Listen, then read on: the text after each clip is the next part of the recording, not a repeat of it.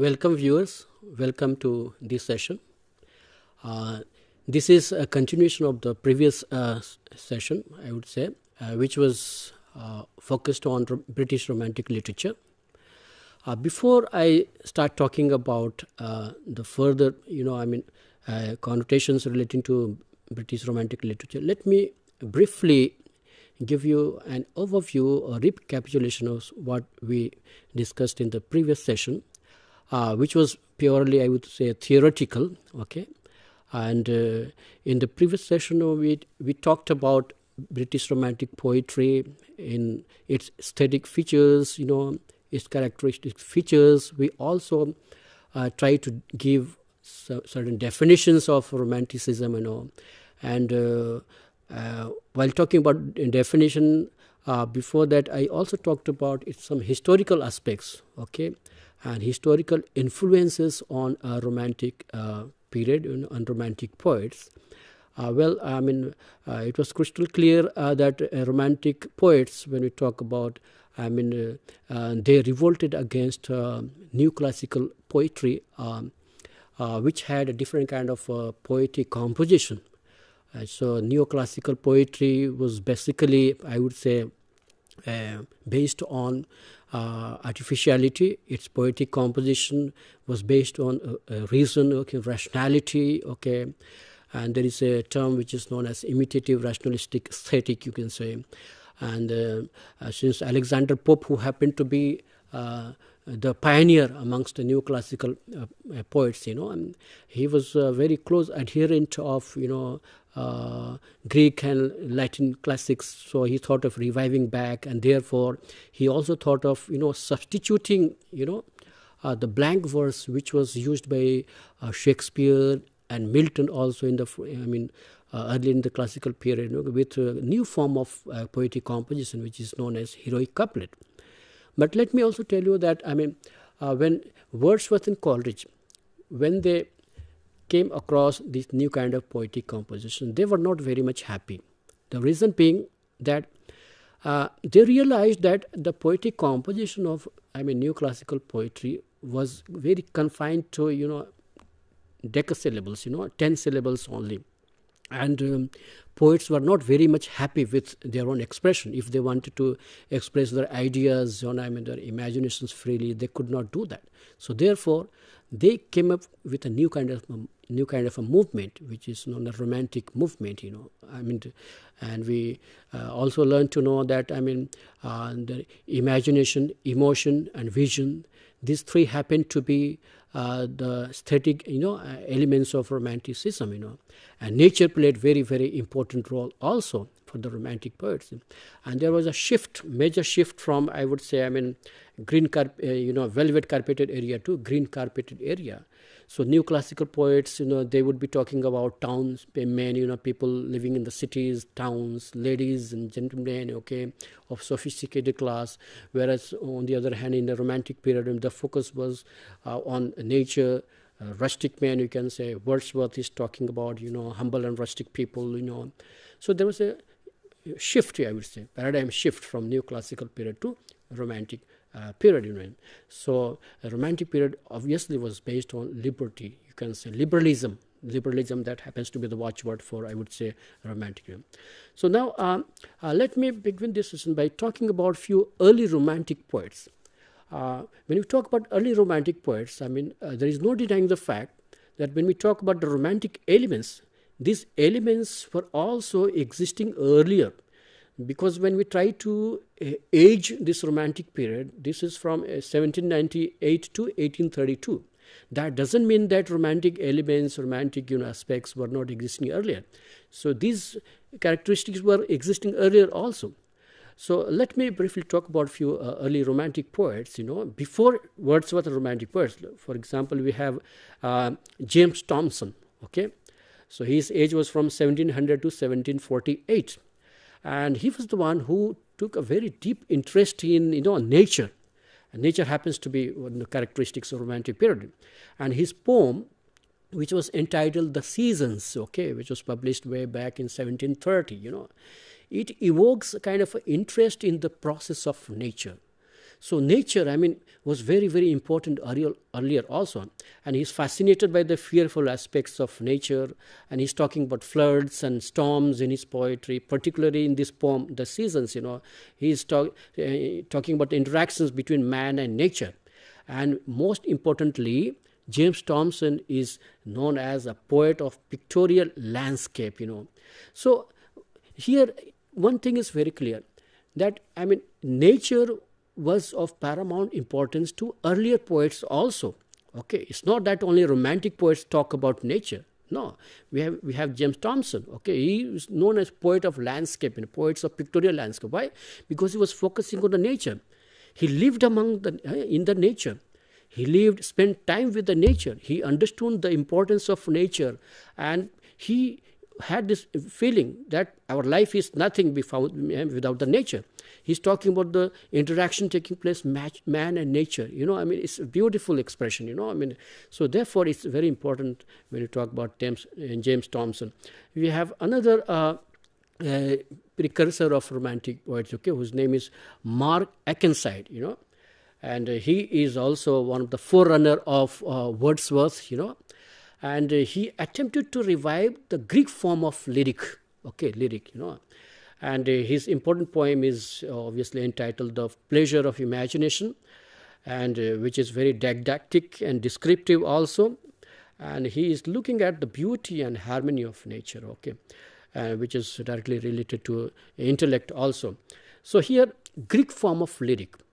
If we try to understand, in the new classical period, we did not have, poets, talking about lyrics, But in romantic period, you can say we have people talking about lyric and the things also.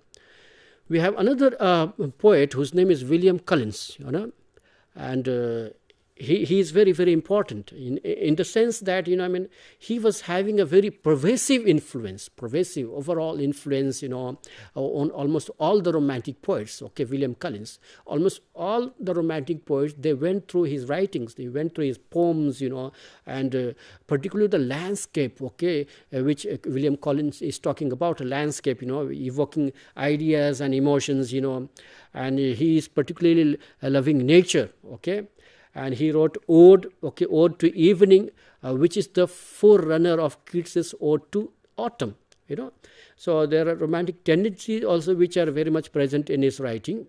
And there is a return to past, and intellectualism, which is obviously noticed in his another ode on popular superstition.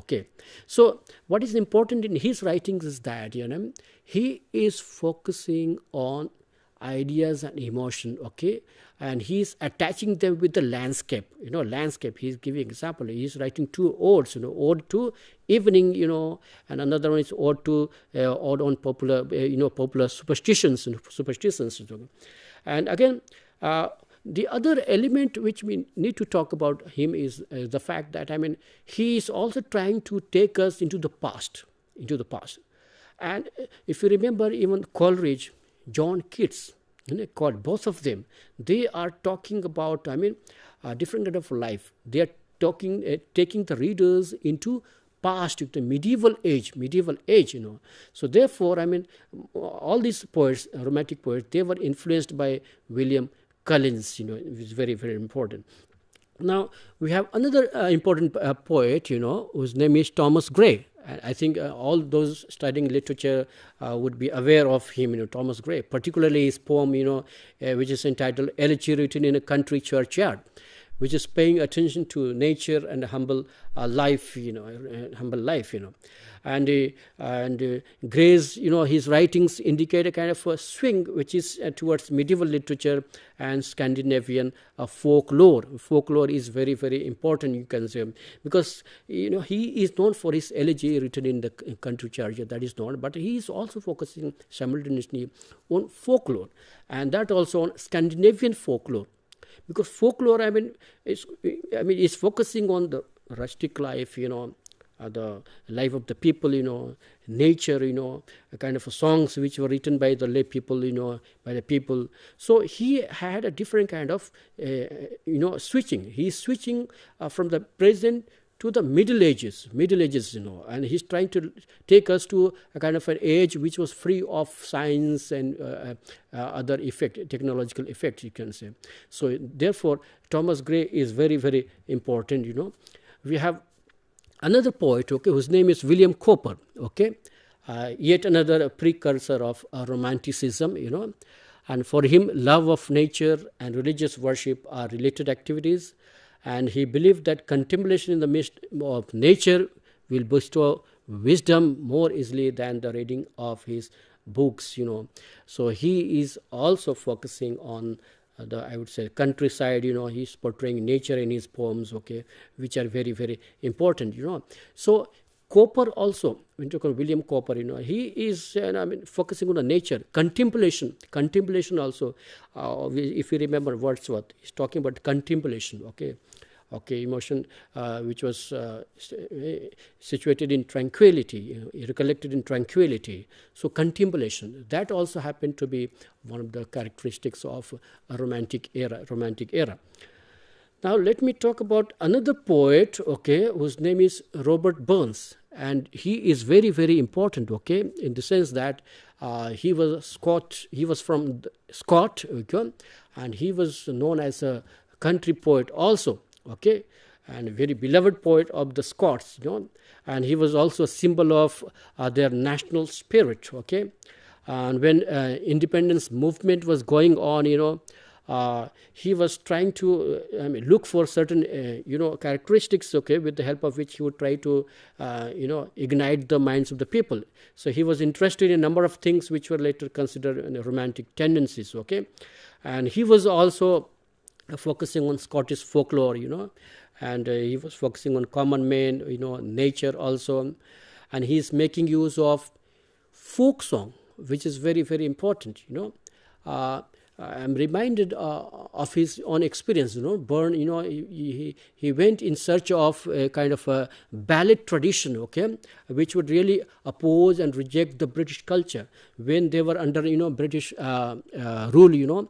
This independence movement was going on. So Robert Burns, he became a poet of the nation, and he was looking for certain folklores, oral tradition, with the help of which, he would really inside people, he would instill, a spirit of nationalism into the minds of the people, so that they get enthusiastic and also they participate in independence movement. So that is why he was well known for his, the usage of folk song in his writings. And there are two tendencies for which he is known: the cultivated tradition of polite poetry and peasant poetry. Peasant in the sense that he was also focusing on, I would say, farmers and peasants. So he looked into their life also. He wanted to project their lives as well. So peasant poetry, so new kind of concept which he came up with. And when talk about his themes were based on, I would say, death, birth, youth, old age, love and grief. He was also focusing on harvesting, May dances, seasonal forms also, and his poetry was also having a kind of a different kind of a form, which was based on a debate, a series of riddles or tests. And the word three, the number three, is very important, because he wrote three riddles, three actions, which are very, very important. And another important characteristic about this poet, Robert Burns, is that his greatest poems are his love poems, and repetition as a poetic device he used, in his writings, and which is very clear in his poem also. He is writing like, my love is like a red rose, and so there are many people who think that it was written by Shakespeare, but no, it was written by Robert Burns, and after that he is also making use of certain lament songs also. So that was about Robert Burns, and so he became a national hero, national poet. He's talking about oral tradition. He's focusing on lament song, and he is coming up with a new kind of a device, into poetry, So he was a well-known precursor of romantic poets. Now we move into a romantic period of romantic poets, and let me talk about William Blake, who is very, very important, okay. William Blake, he is one of the most mysterious romantic poets in the 18th and 19th centuries, okay. And he was not only known as a poet, but he was also an engraver, painter, and mystic, and the thing which he is known for is he was a man of vision, okay, which he is trying into his poetry, okay. Vision is for him the great secret of life, So he is trying to, incorporate this vision into almost his writings also. We have his important contribution for Romantic period, okay, which is available to all of us in the form of songs of innocence and songs of experience. His songs of innocence, okay, they are created through a new process which is known as illuminated printing, and these are very good examples of his originality. His originality is seen through songs of innocence and songs of experience, Songs of innocence, when we try to focus on that innocence, he is writing about little kids, little kids, okay, small kids, where innocence is also getting manifested, okay. Innocence is also getting manifested. Experience is different, songs of experience.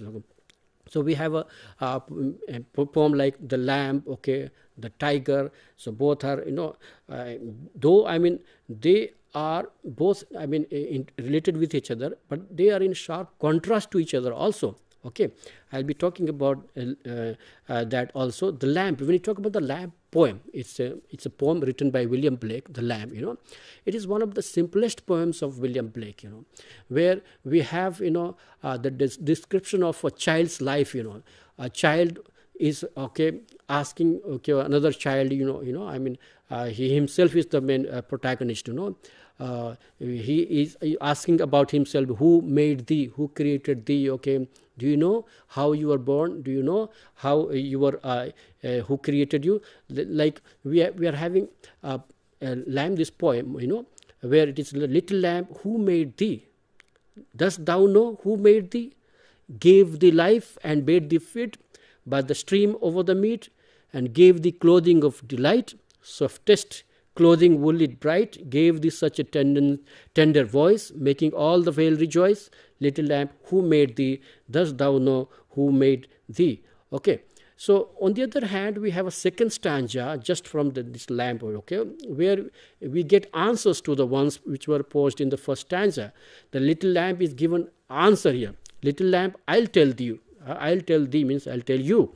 He is called thy name. For he calls himself a lamb, he is meek and he is mild.